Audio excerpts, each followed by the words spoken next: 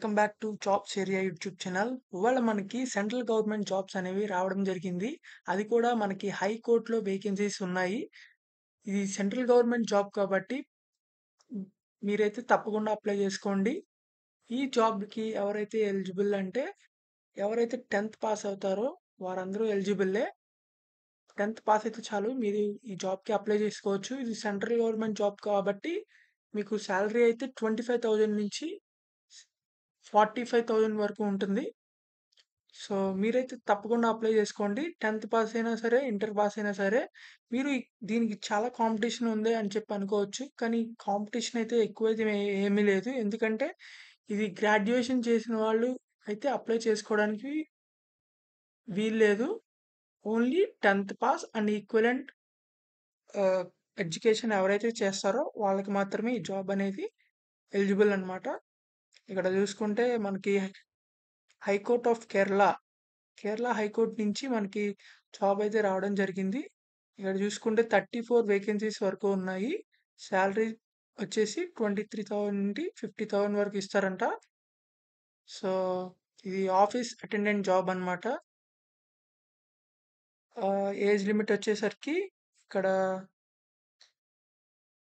2/1/1988 నుంచి 1/1/2006 మధ్యలో ఎవరైతే పుడతారో వాళ్ళు అందరూ దీనికి ఎలిజిబుల్ అన్నమాట.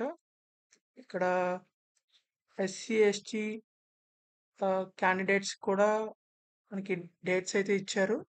తర్వాత అదర్ బ్యాక్వర్డ్ క్లాసెస్ కూడా డేట్స్ ఇచ్చారు. ఇంకా నెక్స్ట్ క్వాలిఫికేషన్స్ వచ్చేసరికి ఎస్ఎస్ఎల్సి అంటే 10th ఆర్ ఈక్వలెంట్. అండ్ ఇక్కడ చూడండి, should not have acquired graduation చేస్తే మీరు not eligible. Mode of selection వచ్చేసరికి మీరు ఒక ఎగ్జామ్ అయితే రాయాల్సి ఉంటుంది.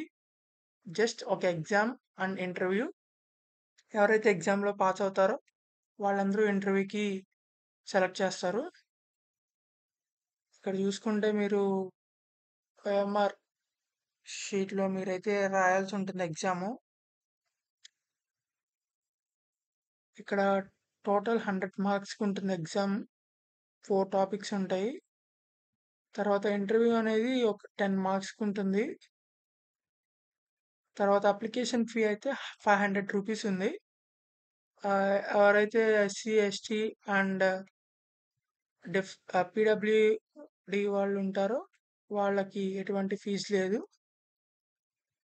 తర్వాత ఇక్కడ ఎగ్జామినేషన్ సెంటర్స్ వచ్చేసరికి మనకి తిరువనంతపురం, ఎర్నాకుళం, ఇక్కడ మెన్షన్ చేసిన ప్లేసెస్లో అయితే మీకు ఎగ్జామినేషన్ సెంటర్స్ ఉన్నాయి. అక్కడికి వెళ్ళి ఎగ్జామినేషన్ రాయాలి. ఒక్కసారి కనుక మీరు ఎగ్జామినేషన్ కనుక పాస్ అయితే ఇంటర్వ్యూ చాలా క్రాక్ చేయడం చాలా ఈజీ అవుతుంది. సో ఇది సెంట్రల్ గవర్నమెంట్ జాబ్స్ కాబట్టి మీరైతే కంపల్సరీగా అప్లై చేసుకోండి. అప్లై చేసి ఎగ్జామ్ అయితే రాయండి. తర్వాత విషయం తర్వాత చూసుకోవచ్చు. ఎగ్జామ్ రాస్తే మీరు పాస్ అవ్వచ్చు కూడా. సో ఈజీగా వచ్చే సెంట్రల్ గవర్నమెంట్ జాబ్ని మాత్రం మీరు మిస్ చేసుకోకండి. ఖచ్చితంగా అప్లై చేయండి. అప్లై చేయడానికి అయితే మాత్రం మీరు ఫస్ట్ కింద ఉన్న డిస్క్రిప్షన్ లింక్లో ఉంటుంది మీకు అప్లై చేయడానికి. సో మీరైతే అక్కడికి వెళ్ళి మీరు అప్లై చేయండి. ఇది ఇప్పుడే కాదు, 5th జూన్ నుంచి అవైలబుల్లోకి వస్తుంది. అప్పటి నుంచి అప్లై చేయండి. సో మీరు ఆ అప్లై లింక్ మీద క్లిక్ చేసిన తర్వాత ఇలా అయితే ఓపెన్ అవుతుంది. ఇక్కడ మీకు లాగిన్ మీద క్లిక్ చేసేసి రిజిస్ట్రేషన్ చేసుకోవాలి ఫస్ట్ మీరు. ఇక్కడ మీరైతే రిజిస్టర్ నౌ మీద క్లిక్ చేసిన తర్వాత ఇలా అయితే వస్తుంది. ఈ డీటెయిల్స్ అన్నీ ఇచ్చేసి రిజిస్టర్ అయిన తర్వాత మీరైతే కనుక లాగిన్ అయ్యి అప్లై చేసుకోండి.